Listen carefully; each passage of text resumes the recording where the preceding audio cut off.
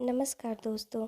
आज की हमारी कहानी है लाचार बूढ़ी माँ पर किए गए बेटे का अत्याचार। नहीं बेटा, मुझे मत मारो। मैं अब से बिना तुमसे पूछे कभी खाना नहीं खाऊंगी। मुझे माफ़ कर दो, बिमला ने भीख मांगते हुए कहा। बिमला एक 60 वर्ष की औरत है और जिस बेटे से वह यह बात कह रही थी उसने उसे मन्नत मांग कर मांगा था। चुप कर बुढ़िया, पैसे पेड़ पर नहीं फलते, उसे मेहनत से कमाए जाते हैं। जो तू खा रही थी ना, उसे मैंने अपने पैसों से खरीदा है, रमन ने गुस्सा करते हुए कहा। उसके चिल्लाने से रमन की बीवी लक्ष्मी आ गई। क्या हुआ जी, अब क्या कर दिया इस बुढ़िया ने? लक्ष्मी ने कहा। यह बुढ़िया किचन से खाना चुरा कर खा रही थी। रमन ने जैसे ही कहा, उसे सुनकर लक्ष्मी का गुस्सा 7वें आसमान पर पहुंच गया। उसने तुरंत चिमटे को चूल्हे पर गर्म किया और उसे विमला पर सटा दिया। विमला दर्द से तड़प उठी। उसने रोते हुए गिड़गिड़ाते हुए कहा, बहू, मैं तुमसे हाथ जोड़कर माफ़ी मांगती हूँ, मुझे माफ़ कर दो। चुप कर बुढ़िया, पता नहीं यह बुढ़िया कब मरेगी। यह बोल लक्ष्मी ने उसे एक लात मारी और वहाँ से चली गई। रमन भी वहाँ से विमला को मुँह ऐंठ कर चला गया। उसके जाते ही विमला ने अपना हाथ पकड़ा जिसमें लक्ष्मी ने गरम चिमटा सटा दिया था। उसने रोते हुए खुद से कहा, क्यों रमन के बाबूजी, क्यों आप मुझे छोड़कर चले गए? अगर आप होते तो यह नौबत कभी नहीं आती। यह बोल रोने लगी। तभी किसी ने उसे पीछे कंधे पर हाथ रखा। विमला ने पलट कर देखा तो उसकी आंखें खुशी से चमक उठी। वह अपना सारा गम भूल गई। दादी, आप प्लीज़ मत रो। अंश, रमन और लक्ष्मी का बेटा, अपने दादी के आंखों से आंसू पोंछते हुए यह बोल वह रोने लगा कि तभी लक्ष्मी आ गई। ए बुढ़िया, तूने मेरे बेटे को रुलाया, तू ऐसे नहीं सुधरेगी। यह बोल वह उसके तरफ बढ़ने लगी कि तभी बीच में अंश आ गया। उसने रोते हुए कहा, आप दादी को क्यों परेशान कर रही हो? आप बहुत बुरी हो, आप अच्छी नहीं हो। लक्ष्मी ने जब उसके मुंह से यह सब सुना तो उसका चेहरा गुस्से से लाल हो गया। तेरी इतनी हिम्मत, तू अपनी माँ से ऐसे बात करेगा? आप भी तो दादी से ऐसे बात करते हो। उसने जैसे ही कहा, लक्ष्मी ने उसके गाल पर एक चाटा मार दिया। तू अपनी माँ से बदतमीजी करेगा? जिसने तुझे अपनी कोख से जन्म दिया है, तू उससे बदतमीजी करेगा? पापा भी तो दादी से बदतमीजी करते हैं। दादी ने भी तो पापा को जन्म दिया है। तू मेरे से जबान लड़ाएगा? चल मेरे साथ। पता नहीं इस बुढ़िया ने मेरे बेटे के कान में क्या क्या मेरे खिलाफ भड़का दिया है। यह बोल वह अंश को खींच कर ले जाने लगी। विमला वहीं रोने लगी। ऐसे ही कुछ दिन भी बीतते गए। रोज लक्ष्मी और रमन विमला को खरी खोटी सुनाते और बेचारी विमला रोने के अलावा कुछ नहीं कर पाती। एक दिन रमन के ऑफिस से उसके बॉस आने वाले थे। रमन ने गुस्सा करते हुए विमला से कहा, ए बुढ़िया, मेरे बॉस आने वाले हैं, तू अपने कमरे से बाहर मत निकलना, वरना मेरी बेइज्जती हो जाएगी। रमन की बात सुनकर विमला की आंखें भर आई। उसने रोते हुए खुद से कहा, मैंने जिस बेटे को अपनी कोख से जन्म दिया, उसे मुझे अपने बॉस से मिलाने में बेइज्जती हो जाएगी।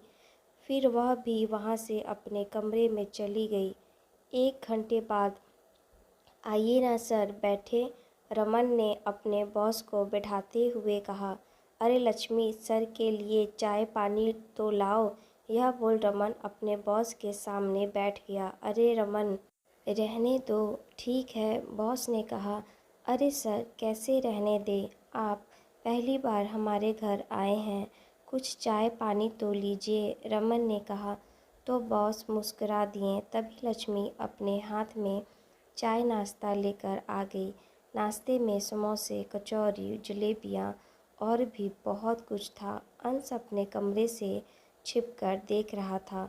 उसने खुद से कहा, मम्मी पापा तो दादी को खाने के लिए भी नहीं देते और अंकल को तो इतनी अच्छी अच्छी चीज़ें खिला रहे हैं। उधर लक्ष्मी और रमन बॉस की खूब खातिरदारी कर रहे थे। करते भी क्यों ना, आखिर रमन को उसके गुड बुक्स में जो आना था, ताकि उसे जल्दी प्रमोशन मिल जाए। अरे रमन, तुम्हारी माँ कहाँ है? कहीं दिख नहीं रही। बॉस ने चारों तरफ देखते हुए कहा। वह वह मंदिर में पूजा करने गई है। मेरी माँ को पूजा पाठ में बहुत ही विश्वास है, इसलिए रमन ने कहा। लक्ष्मी ने भी उसकी हाँ में हाँ मिला दी। ओह अच्छा, बॉस ने कहा। फिर वापस बातें करने लगे। उधर विमला बिस्तर पर लेटी हुई थी। तभी अचानक से उसे खांसी शुरू हो गई। उसने अगल बगल में देखा तो बिस्तर के पास वाले टेबल पर पानी रखा हुआ था। वह धीरे धीरे उठकर बैठने लगी। उसने जग धीरे से उठाया और ग्लास में पानी डालने लगी। तभी उसे रमन की कही बात याद आ गई। मेरी बेइज्जती हो जाएगी। उसके कानों में आवाज़ गूंजने लगी। अचानक उसका हाथ लड़खड़ा गया और जग जमीन पर गिर गया। वह डर के मारे कांपने लगी। बाहर खड़े लोगों ने जब सुना तो वह भी चौंक गए। यह कैसी आवाज़ थी? बॉस ने खड़े होते हुए पूछा।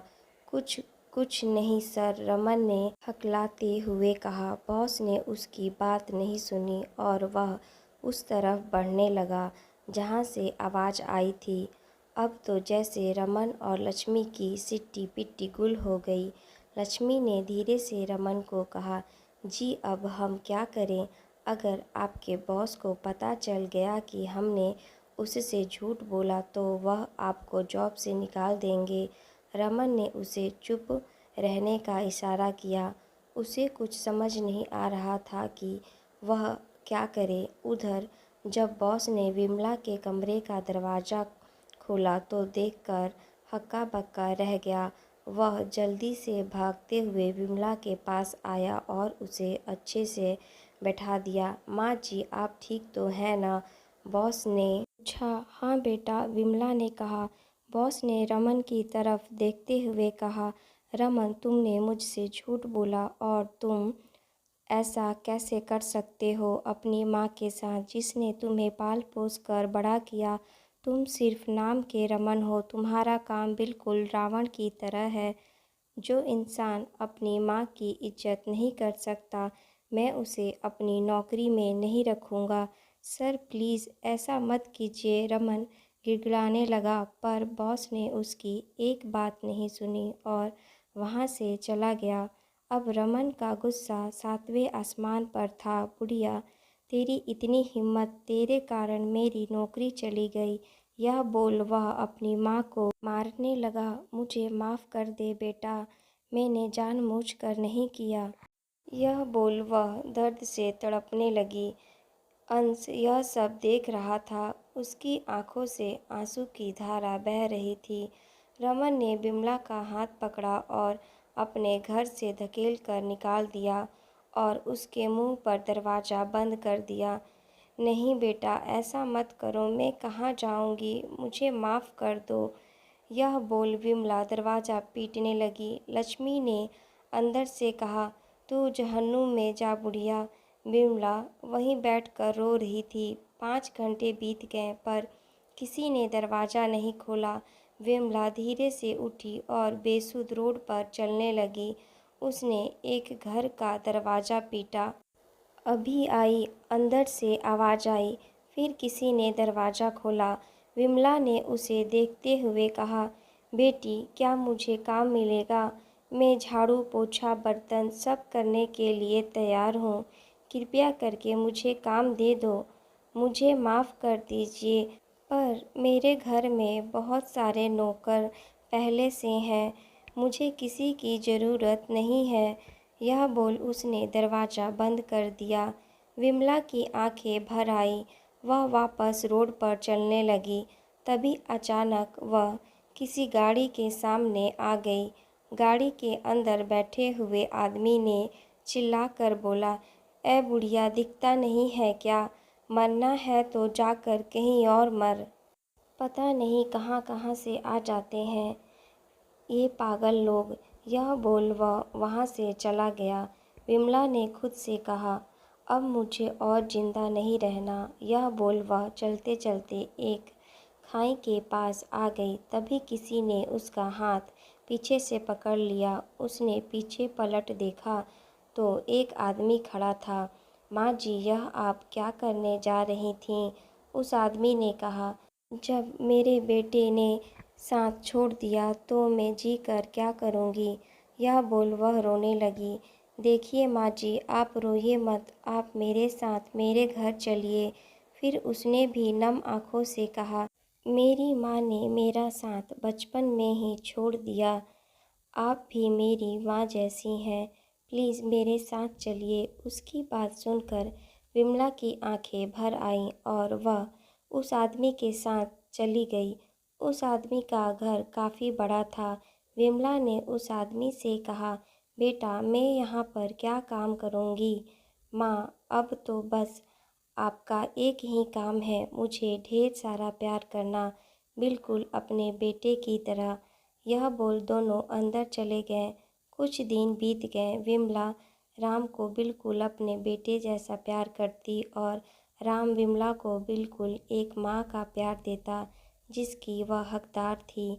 एक दिन राम ने विमला से पूछ ही लिया, आप उस दिन वहाँ उस खाई के पास क्या कर रही थी माँ? उसकी बातों को सुनकर एक बार फिर विमला के जख्म ताज़ा हो गए। उसने नम आँखों से सब कुछ बता दिया। उसकी बात सुनकर राम की आंखें नम हो गईं। उसने विमला को कसकर गले लगा लिया। माँ, आप फिक्र मत कीजिए, मैं भी आपके बेटे जैसा हूँ। राम ने कहा, तुम मेरे बेटे जैसे नहीं हो, तुम मेरे बेटे ही हो। यह बोल विमला ने उसे प्यार से गले लगा लिया। 20 साल बाद विमला का देहांत हो चुका था। राम को हमेशा उसकी कमी खटकती थी, पर राम की पत्नी उसे हमेशा संभाल लिया करती थी। राम और नीति की एक बड़ी और खूबसूरत सी बेटी भी थी, विनी। दूसरी तरफ एक लड़का अपने माँ बाप को बहुत ही मारता था। मुझे माफ़ कर दो बेटा, मैं अब से तुम्हारे किसी भी चीज़ को हाथ नहीं लगाऊंगी। ए बुढ़िया, चुप कर, तेरी हिम्मत कैसे हुई मेरी इतनी ज़रूरी फ़ाइल को हाथ लगाने की? अब से ऐसी गलती हुई ना तो हाथ काट कर फेंक दूंगा। यह बोल चला गया। लक्ष्मी और रमन फूट फूट कर रोने लगे। मैंने भी अपनी माँ के साथ ऐसा बर्ताव किया था, भगवान मुझे उसी की सज़ा दे रहा है, रमन ने रोते हुए कहा। लक्ष्मी भी रोने लगी, पर उसका रोना सुनने के लिए वहाँ कोई भी नहीं था। तभी एक लड़की आई और लक्ष्मी के ऊपर झाड़ू फेंकते हुए बोली, जल्दी से पूरा घर साफ कर, और चली गई। वह लड़की और कोई नहीं, अंश की पत्नी अंजलि थी।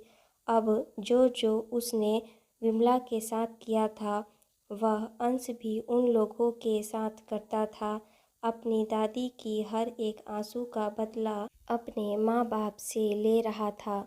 दोस्तों, माँ बाप अपने बच्चों को बड़े करते समय उन्हें दुनिया की हर खुशी देना चाहते हैं, लेकिन जब वही बच्चे बड़े हो जाते हैं, जवान हो जाते हैं, तो वह माँ बाप को बोझ समझने लगते हैं और उन्हें दो रोटी देना भी मुश्किल हो जाता है। लेकिन वह यह भूल जाते हैं कि जो दिन आज उनके माता पिता का है, वही दिन कल उन पर भी आएगा। बुढ़ापा हमारे जीवन का एक ऐसा सत्य है जो सबके सामने आना है। दोस्तों, बचपन में जितनी बच्चों को माता पिता की ज़रूरत होती है, उतनी ही बुढ़ापे में माता पिता को अपने बच्चों के प्यार, सहानुभूति और साथ की ज़रूरत होती है। इसलिए हमें हमेशा बुढ़ापे में अपने माता पिता का साथ देना चाहिए, उनकी सेवा करनी चाहिए, क्योंकि जो हम लोग अपने माँ बाप के साथ करते हैं, कल को हमारे बच्चे भी हमारे साथ वही कर सकते हैं। आखिर उनकी परवरिश उसी माहौल में हुई है। आप सभी का धन्यवाद।